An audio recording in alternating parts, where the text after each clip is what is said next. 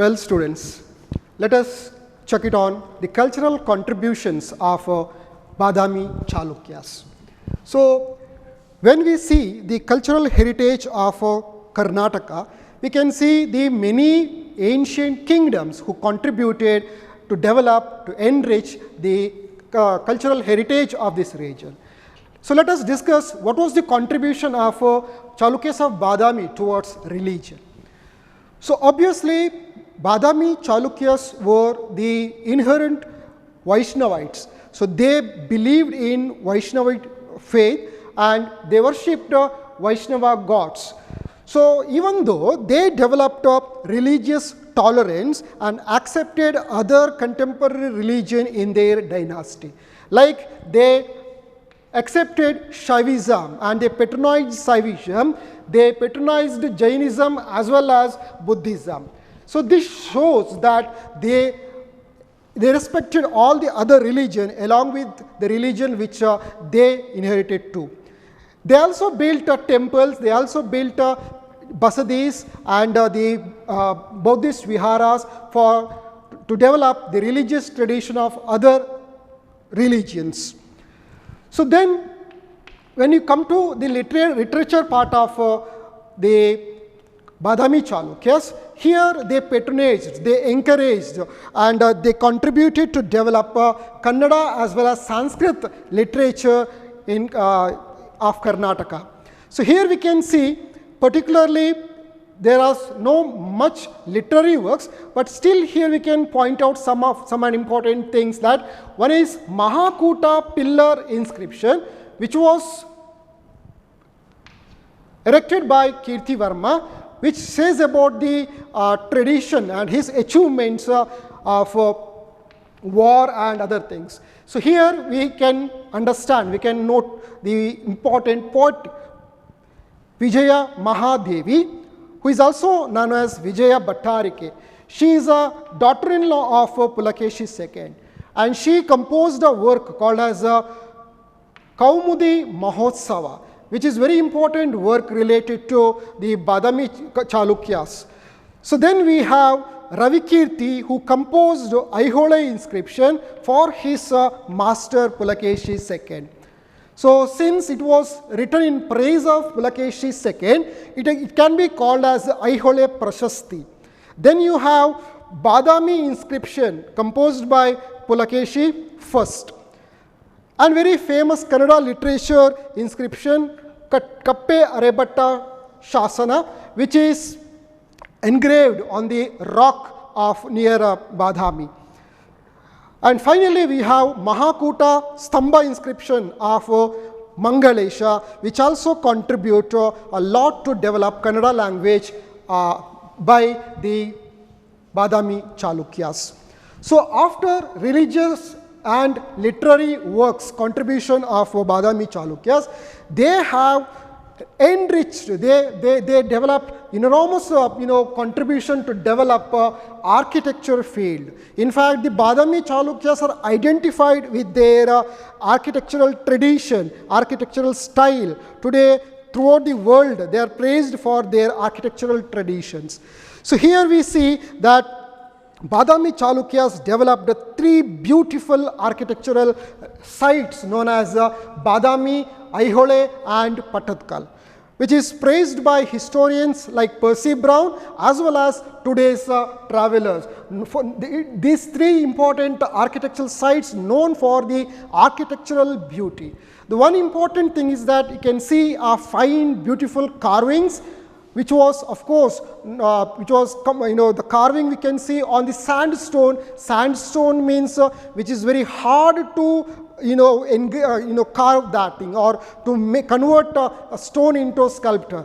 So, using that hard sandstone, the Badami Chalukyas developed a rich architectural tradition in Karnataka.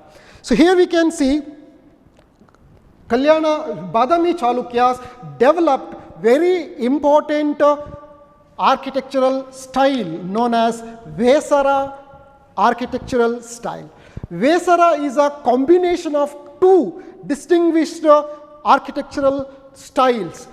That is, one, the Nagara architectural style of the North Indian side and the Dravida architectural side of South Indian style. So it was culmination of both. We can see Nagara tradition as well as Dravida tradition in Chalukyan architectural contribution. Hence, we call that as a Vesara style of architecture. So using this unique new style, Chalukyas of Badami developed, they cultivated this particular style to develop architectural tradition, and thus it become unique in entire world of architecture. So you have its future, very significant important features for Vesara Vastu Shilpa, Vesara style of architecture. So first of all, it has a small based design. So the temples are not big and massive. It is small temples which was built on small bases. That means, so they used a small base design to establish a temple.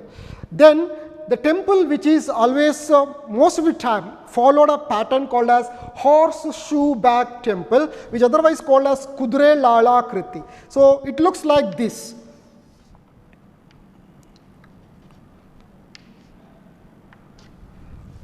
So Kudre Lala Kriti, otherwise called as horseshoe base. So this is the tradition. Generally we can see the entrance of the temple like this, and the backside of the temple which take a curvy shape. So this is the common style what we can see from the Badami Chalukyas architecture. Then of course Sanctum Sanctorium, that is called as Garbhagraha, which is a place for the major deity. If they worship for Vaishnava deity, means Vaishnava god will become the major deity in the sanctorium. Otherwise, the Shaiva means Shiva deity will be in Garbhagraha. Otherwise, Jaina Basadi means Jaina statue will be the major deity of that particular temple. So Garbhagraha is a very unique development of Vesara style. Then you have a Pradakshina Patha, which was inside the temple. So inner Pradakshina Patha place. Pradakshina Patha means generally people take a round to the temple from the right side or left side of the temple. They take a round to the temple. So for that particular circulating the temple, they developed inner Pradakshina Patha. Then you have a Mukha Mantapa. Mukha Mantapa is the entrance gate. So you have a beautiful carved, decorated Mukha Mantapa. You can see the vast and big entrance gate towards the temple. Then you have a Navaranga. It's like a hall where you can see various things can be performed. It can be utilized for the art form and dance form, music form, like that. Then you have a Shukanasi, where you have the place where you exactly in front of the Garbhagudi you have a Shukanasi. Then you have a Shikara. Shikara is otherwise called as Vimana. Vimana means a pyramidal structure which was established just above the Garbhagraha. For example, this one is the Garbhagraha. Above that you can see the Shikara. So this is called as a Shikara. So we can see almost all the temples, we can see Shikara exactly upon the Garbhagudi. Then Chalukyas of Badami developed the Kuta style of architecture. Kuta means generally there will be the one major deity in one temple.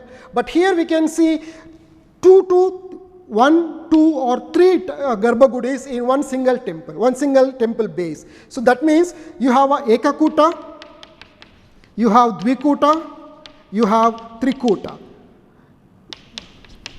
Ekakuta shape style of temple, you have one Garbhagudi with one major deity. In Dvikuta temple, you have two deities, two major deity in one single temple base. Trikuta means 3 major deities in one single Garbhagudi, the temple. So based on the major deities, we can differentiate the Kuta style, Ekakuta to Trikuta. So these are the important features related to Badami Chalukya Vesara style of architecture. Now if you look at the major contribution, if you look at the places of Badami Chalukya's architecture, you have first important place known as Badami. So Badami is a place, generally it is full of sandstone mountains. So in that particular place we can see Badami Chalukyas carved the rocks into temples or cave temples. So Badami Chalukyans developed 4 important caves in Badami region. So that 4 caves dedicated to the 3 important religion. So you have cave number 1, which is dedicated to Shaivism, where you can see so many architecture, so many sculptures, so many decorations, designs related to Shaiva tradition. Here we can see Ardhanarishwara of Shiva, Nataraja Murthy of Shiva. So that means everything related to Shiva and his incarnations we can see in cave number 1 of Badami. In cave number 2, the cave number 2 and 3, which is dedicated to Vaishnava faith, Vaishnava cult, that means we can see all the architecture, all the statues related to Vaishnava faith, related to Lord Vishnu and his incarnations and so many other activities related to Vaishnavism. So here we can see cave number 3 is a biggest cave among the Badami caves, which gives sculptures like Seshashayana, Narasimha Avatara, Balarama. All these sculptures we can see in cave number 2 and 3. That means particularly related to Vaishnavism. And then you have a cave number 4, the last cave, which is a small cave temple of Badami Chalukyas, where you have sculptures related to Jainism and related to Lord Mahavira and Jaina traditions. You can see the carvings and the sculptures. After Badami, if you look at the very important another architectural place is Aihole. Badami Chalukyas developed beautiful temples in Aihole. So you have famous temples like Ladkana temple, Durga Devi temple, which is otherwise called as a Sun temple, Huchimalli Gudi, Meguti Jaina temple, all those things. So Meguti Jaina temple, which was built by Ravi Kirti. Similarly, you have another important site for Badami Chalukyas, Pattadkal. Pattadkal, which is earlier known as Kisuvalalu. Kisuvalalu is an older name for the Pattadkal. So here also we can see a beautiful design, the temples related to Badami Chalukyas. Here we can see Kashi Vishweshwara temple, Papanatha temple, Jambulingeshwara temple, Virupaksha temple, Mallikarjuna temple. So these are the temples which was built by Badami Chalukyas using the Nagara Dravida style of architecture, which otherwise called as Vesara style of architecture. So very famously, historians call the Badami, Pattadkal and Aihole as the cradle of temple architecture in India. Why? Because you can see lot of temple covered in these 3 regions. That means it is said that Badami Chalukyas built more than 30,000 temple.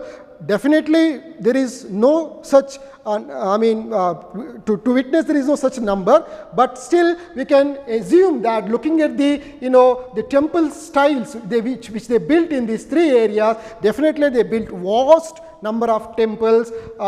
So here we can see, as per the Percy Brown, Badami, Aihole and Pattadkal is called as a temple architectural sites of India. Students, let us look at the last part of this particular chapter.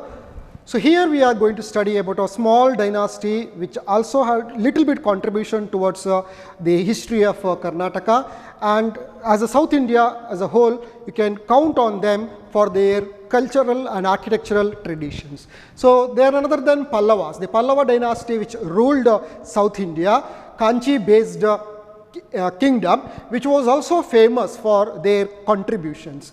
So this dynasty which came to power in South India after Shatavahanas. So earlier they were they ruled for they administrated, they worked for Shatavahanas, and after their fall, Pallavas emerged as an independent ruler, and it is said that the founder of this dynasty is Shivaskanda Varma. So after Pallavas made Kanchi as their capital, and that was the cultural and commerce base also.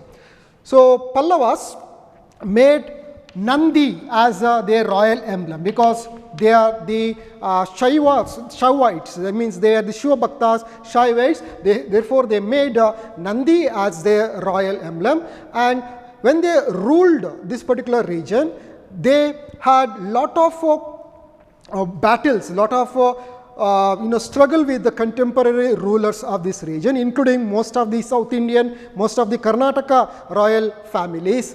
So however, the Pallavas known for their architectural style. So their contribution is counted based on their architectural style. So let us look into their architecture ways. Pallavas developed Dravida style of architecture, which is unique to South Indian tradition, which is named for the South Indian style. So here we have Pallavas developed Kanchi and Mahabalipuram as their architectural tradition. Both is known as their capital. Kanchi was their early capital of Pallava. Later on, they shifted to Mahabalipuram during time of Narasimha Varman I. Well, if you look at the architecture, they have the unique features.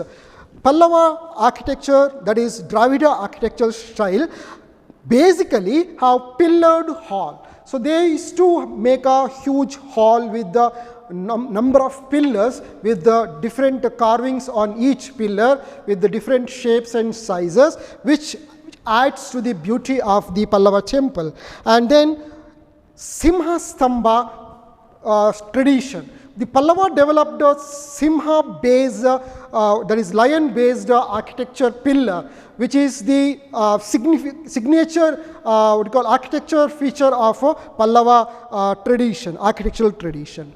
So even they built a shikara on the Garbhagudi, which is in pyramidal shape, which is you can see in every South Indian temples. And then very importantly, they built pagodas and stone chariots, which is very unique to Pallava architecture only. So these are the main Pallava architectural features. Now if you look at two important architectural sites of Pallavas, as I said earlier, Kanchi and Mahabalipuram. So Kanchi, which is very famously called as city of temples. So you can see even today, if you go and visit Kanchi, you can see many temples located in a city called as Kanchi. So Kanchi is known for city of temples, because they built so many temples during time of ancient dynasty period.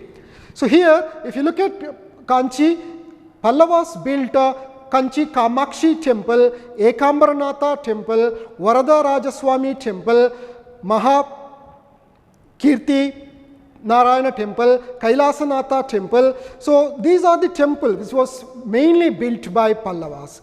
So Kanchi also called with the famous dialects like Shiva Kanchi, Vaishnava Kanchi and Jaina Kanchi. That means all three sects of the religious sects of that particular time, the contemporary period, they made Kanchi as their capital, Kanchi as their important significant center for learning and cultural development. So on the other side, you have another city called as Mahabalipuram, which was located on the bank of Parle river.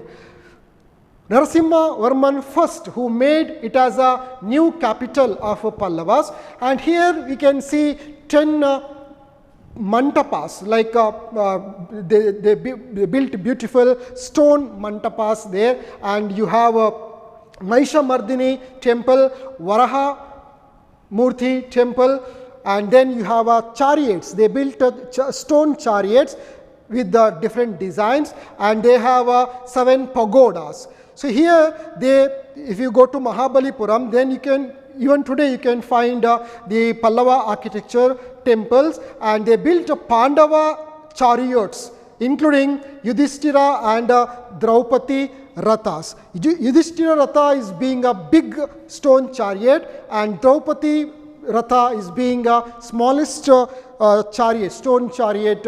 So these are the significant architectural contributions of Pallavas. So thank you.